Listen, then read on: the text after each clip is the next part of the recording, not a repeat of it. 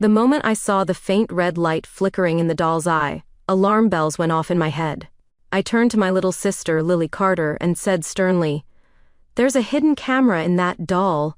I grabbed it from her arms and stormed downstairs, tossing it into the garbage bin as far from the house as possible. I was terrified someone had their eye on Lily. From that moment on, I never left her side. Whether she went out or just went to bed, I stayed close. I even quit my job to protect her. But one day, Lily saw a post from her rival, a girl she despised, on Instagram. The post showed her with a rich air, smiling proudly beneath the caption, "And finally got my marriage certificate with my Peeping Tom boyfriend. All these sports cars? Wedding gifts from him?" Lily snapped. She lunged at me and wrapped her hands around my throat. Her voice was sharp and bitter. "Who said a Peeping Tom has to be a bad guy? If you hadn't thrown out that doll, I'd already be living in a mansion as a billionaire's wife." I tried to speak, but all that came out were strangled gasps. I looked toward our parents for help, but they just stared. My mom's voice was like ice. "You're the reason this family is poor. If your sister had married into wealth, your dad and I wouldn't have to work so hard. Maybe you dying will finally save us some money." That was how I died, betrayed and full of hate. And then, I opened my eyes and found myself back at the beginning. Back to the moment Lily handed me the doll with that red light in its eye. "Isn't it cute?" She beamed. I worked so hard to grab it from the claw machine. I stared at her, stunned. She'd said the exact same thing in my previous life. I quickly noticed the faint red glow in the doll's right eye again. I didn't hesitate. I snatched the doll from her arms, raced outside, and chucked it into the farthest trash bin I could find. Lily came running after me, furious. "What the hell, Emma? That was my prize. What gives you the right to throw it away?" I looked her in the eyes and said seriously, "There's a hidden camera inside. I think someone's been spying on you." She froze. I stayed glued to her side day and night, just like before. And just like before, the day came when Lily saw that Instagram post from her rival, the girl now officially married to a rich heir. Her caption read, "Unmarried to my creepy stalker BF, best decision ever. These Lambos? Just his little gift." That was when Lily came at me again. This time she screamed even louder, "Open your damn eyes. Who told you stalkers are all bad guys? If you hadn't trashed my doll, I'd be the one driving those cars, living in that mansion. It's all your fault."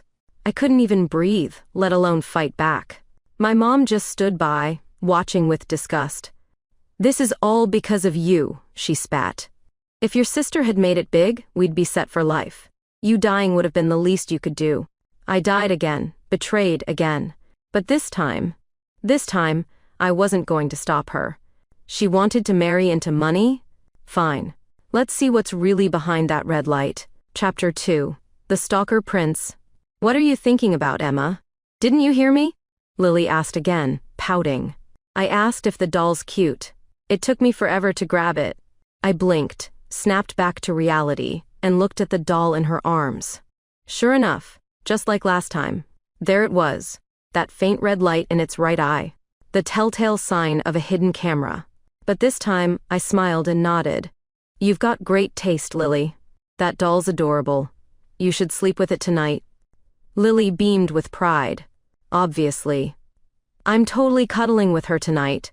She walked off to her room and placed the doll on the nightstand, right across from her bed, making sure it had a clear view. Then she came back out and looked at me with a hint of suspicion.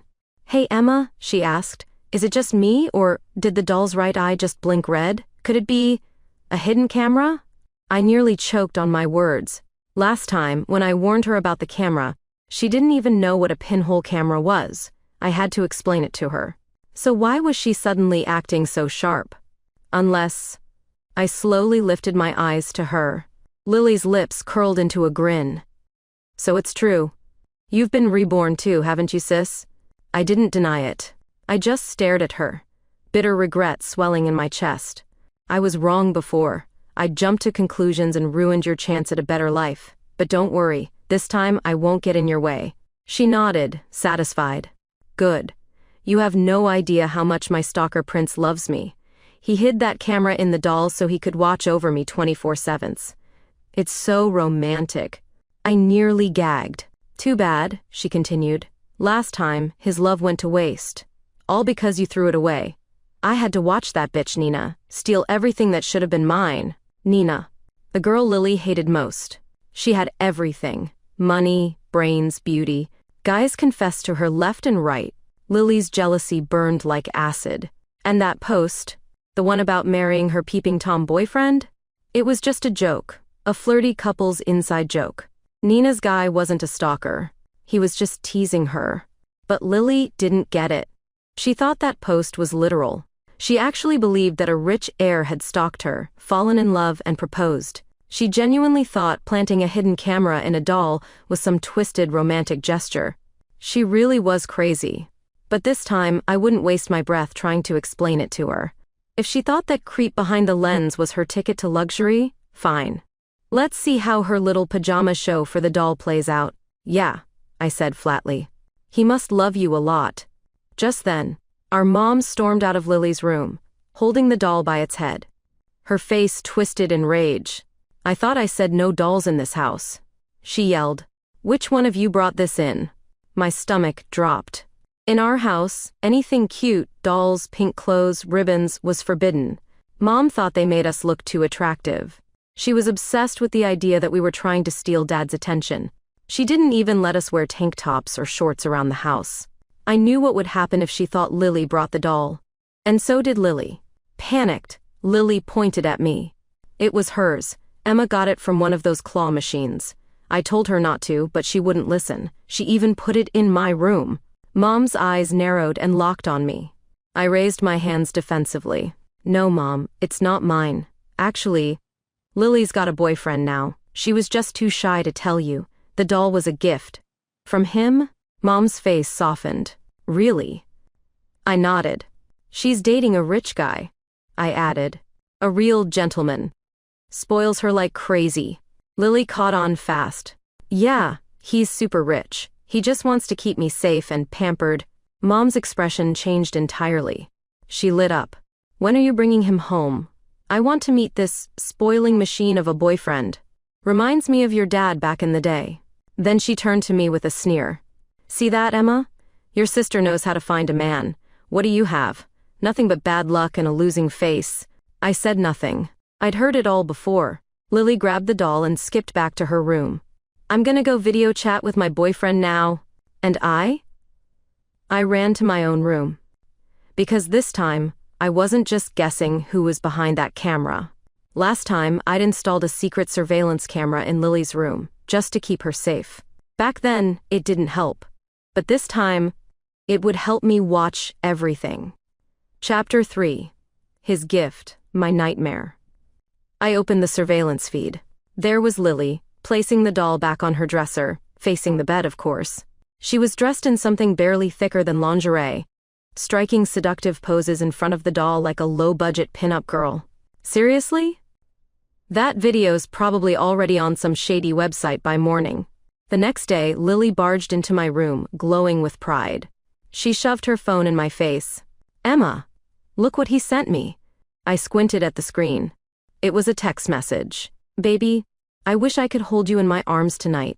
You're so beautiful. I want all of you. Do you have anything sexier to wear? I want to see more. For body is perfect. That pose you did earlier? So hot. I bought you a schoolgirl outfit. It's on the way. Put it on for me when it arrives, okay? I felt my skin crawl. What kind of sick pervert talks like this? Her stalker prince was a full-blown predator. And then something clicked. The message mentioned shipping her an outfit. But in our building, you can't get packages without the exact apartment number. Our address isn't even visible from the street. So how did he know where we lived? You told him our address? I asked sharply. Lily shook her head. No. Why? Then how the hell does he know where to send things? She smiled dreamily. Love finds a way, sis. He figured out my number without me even giving it to him. He probably tracked me down because he loves me so much. I was speechless. She actually thought this was some fairy tale romance. This isn't a billionaire romance novel, Lily. This is disturbing. He's invading your privacy. He knows your number, your address. What's next? Breaking into our apartment? She just shrugged. He'd never hurt me. You're just jealous because he's rich and I'm the one he loves. I didn't respond. What was the point? Last time I gave up everything to protect her, including my job. But this time, I kept the job, which gave me a perfect excuse to move out. That night, I set my phone alarm for noon, right in the middle of family lunch. Just as expected, Mom had cooked a huge spread. Dad walked in with a plastic grocery bag filled with papayas. Mom fluttered her lashes. Oh honey, papayas? Trying to tell me something? Dad chuckled. They were on sale at the store downstairs. You don't want 'em, give 'em to the girls. Mom handed the fruit to Lily. Eat up, sweetie. Guys love girls with curves, especially sugar daddies. She shot me a look. Not like your sister, huh? She's going to marry into money. And you? You'll probably die alone. I rolled my eyes. But something strange flickered in Dad's eyes, a glint of anticipation. He watched Lily like she was property. Then my alarm buzzed. I pretended to take a call. What, an emergency trip? Out of town? For how long? 2 months minimum? I hung up and looked conflicted. They want me to travel for work. It pays double, but... Before I could finish, Mom cut me off. Go. And wire that extra pay to me. You're living here rent-free, remember? But I'll need money for food and hotel. She slammed the table. Don't act like we owe you anything. You've been a leech long enough. Your sister's landing a billionaire. What have you done? Dad stepped in, rubbing her shoulders. Let her go, babe. I'll keep things tidy at home. Mom melted. Aw, honey, you're the best. You deserve a reward. She leaned over and kissed him on the lips. It was disgusting, but I was thrilled. I grabbed my things and bolted. I rented a small but cozy apartment and settled in. Finally, I could breathe. Finally, I was free of that twisted house. From then on, I checked the surveillance feed like it was primetime TV. Lily, always in tiny outfits, constantly dancing in front of the doll. And oddly, she had a ton of new clothes, ones that looked exactly like Mom's style. Wait. They weren't just similar, they were identical. That's when something snapped. How did the stalker know Mom's fashion style? He had never left that room. The doll never left the house. Mom never entered Lily's room. There's only one man who could have seen Mom's wardrobe, known our exact address, and had Lily's phone number. My father? My stomach turned. I thought back to the way Dad looked at Lily when Mom wasn't watching. I had to know the truth. So I messaged a private investigator, gave him the stalker's number, one I'd copied from Lily's text messages, and asked for a real name lookup. 30 minutes later, he sent me a screenshot. Named Jack Carter. My father? He was the one behind the camera. The stalker Prince Lily adored was our own father. I was frozen, trembling. Would she still want to marry into that fantasy now? Just then, my mom posted something on Facebook. Hubby's worried I'm bored, so he gave me his secret stash of cash for a girls' trip to Miami. 7 days and nights of fun. Love you, babe. Attached was a photo of her plane ticket. Of course. He wanted her gone for a week. A full 7 days alone with Lily. Let's see what he does when the camera isn't enough anymore. Chapter 4. Truth behind the camera. That night, I made myself a big bowl of instant noodles, cracked open a soda, and loaded the surveillance feed. Time to watch the show. Lily entered the room wearing something so skimpy it made lingerie look modest. She sprayed perfume on her neck, fixed her hair, touched up her red lipstick, and then posed seductively on the bed like she was filming a softcore ad. She called out in a fake, high-pitched voice. Jackie? You can come in now. I dropped my chopsticks. Seconds later, Dad walked into the room. I'm here, my sweet Lily, he said in a low, sickening tone. You smell so good tonight. He crawled into bed with her. And then it hit me, like a wrecking ball to the chest. Lily knew. It was him. She always had. She'd known all along that the man watching her from behind the doll's eyes was our father. But instead of running or hiding or screaming, she seduced him. This wasn't just twisted. This was evil. I felt bile rise in my throat, my vision going fuzzy. But I forced myself to keep watching. They cuddled like lovers. He called her baby princess, my little girl. She laughed and nuzzled into him like she belonged there. Half an hour passed. Then, lying on his shoulder like a pampered cat, Lily asked in a sultry whisper, "Did you really fall for me the day I was born?" Dad smiled warmly. "Yeah. You and Emma were born the same week. You were in the next bed over. Your parents weren't there. And I thought you were the cutest, most pitiful little thing I'd ever seen. I just wanted to take you home." He leaned in closer. "So I did." I froze. "Wait, what? Lily wasn't their biological daughter? She'd been stolen? Then that meant I wasn't their biological daughter either." I gasped, my thoughts spiraling. Could it be? Were both of us kidnapped babies? Lily reached up and stroked Dad's face. "If you hate Mom so much, why don't you just divorce her?"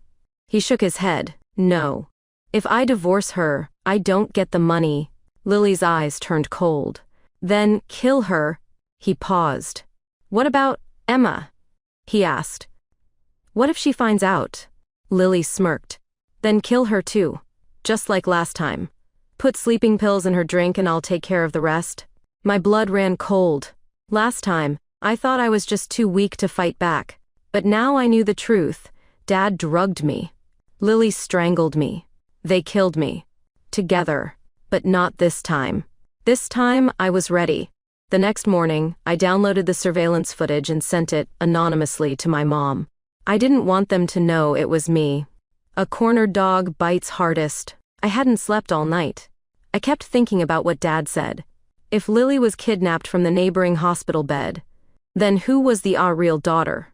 Was it me? Was I the stolen one? It would explain a lot. I had double eyelids. They had single. My features didn't match theirs at all. I'd always felt off, like I didn't belong. I needed answers. I hired the PI again and asked him to pull a few hairs from Lily and Dad the next time he followed them. I was going to run a DNA test. That night, I sat down again with my laptop. Right on cue, the feed showed Lily and Dad back in bed, giggling, whispering, touching. I checked the clock. Mom's plane should be landing any minute. Suddenly, I heard the front door open. They didn't. Mom walked into the house in total silence. She crept to Lily's room. The door creaked open. Dad sat up in a panic. "Who's there?" He froze. Standing at the door was Mom. In her hand, a gleaming kitchen knife. Her eyes were pure ice. Dad rolled off the bed and fell to his knees. "Baby, it's not what it looks like. We didn't do anything. I swear." Lily gawked at him in disbelief. "Jackie, we literally just..." "Shut up." He barked at her. "You said you had a nightmare. You asked me to come comfort you, right?" He turned back to Mom. "You know I sleep naked. Lily must sleep naked too. We didn't do anything. Lights were off. I didn't even see anything." He reached for Mom's hand. "Baby, weren't you going to Miami? Why'd you come back so soon? Didn't you have fun?" Mom stared at him and murmured, "Jackie, she calls you that so sweetly." He tried to laugh it off. "It's just a coincidence. Her boyfriend's name is Jack too." But Mom wasn't buying it. She pulled out her phone and opened the video I'd sent her. Dad's face went pale. He turned to Lily. "You sneaky little bitch. You set me up." Lily screamed, I didn't send it. I didn't install a camera." But Dad didn't believe her. He lunged forward and wrapped his hands around her throat. "You think I loved you? You're not even my real daughter." Lily clawed at his hands, gasping, kicking, trying to break free. But he didn't stop until she went completely still. Then, breathing heavily, he turned back to Mom, dropped to his knees again, and sobbed. "She's dead. It's over. She's not ours anyway. Let's just forget it all and move on. Please, please, let's go to bed." But Mom just smiled. A terrifying, serene smile. She took the tip of the knife and slowly ran it across his face. "Jackie, was I not enough for you? Is that why you strayed? No, baby, no." Before he could finish, she drove the knife straight into his crotch. Again, and again. "You won't be needing this anymore," she whispered, twisting the blade. He screamed so loud, it echoed through the house. That's when the police burst in. You see, the moment I saw Mom come home on the surveillance feed, I called 911. In this country, even dogs tearing each other apart need supervision. Mom was arrested. Dad and Lily were taken away in stretchers. I didn't know what happened after that. I only had a feed into Lily's room after all. But I had my PI keep tabs on them. I had more important things to do, like reading the results of the paternity test. Neither I nor Lily had any biological connection to Jack Carter. We were both stolen. Chapter 5. The Real Me. I stared at the DNA report, hands trembling. Not only was I not related to Jack Carter, Lily wasn't either. Neither of us were their real daughters. The questions that had haunted me for years finally made sense. Why Mom hated me so much. Why Dad looked at Lily like a toy instead of a child. Why everything felt so wrong in that house. I wasn't their daughter. I was a stolen baby, and so was she. The PI immediately began digging into hospital records, old news reports, and missing persons archives. I posted anonymously on every forum, every parent group, every missing children registry I could find. But there was nothing. No responses. No leads. No hits. Just silence. Until 2 weeks later. That's when my PI called me with news. All 3 of them are dead. I froze. What? He explained what had happened. Lily had survived the initial strangulation. At the hospital, she waited until the nurse turned her back, then lunged for Dad's bed, a scalpel hidden in her hand. She wanted to kill him. But in a twist of fate, the nurse had just slapped Dad for trying to grope her. She thought Lily was there to finish what he started. She panicked, grabbed the nearest fruit knife, and threw it.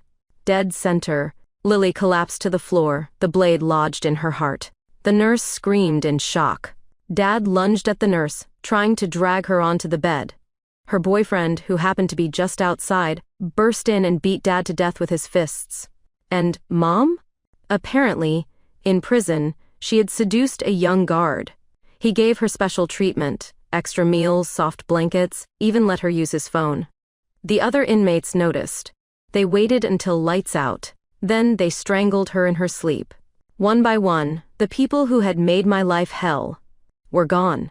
I didn't cry. Not for a second. If anything, I felt light. Free. 6 months later, my real parents finally found me. They never stopped searching.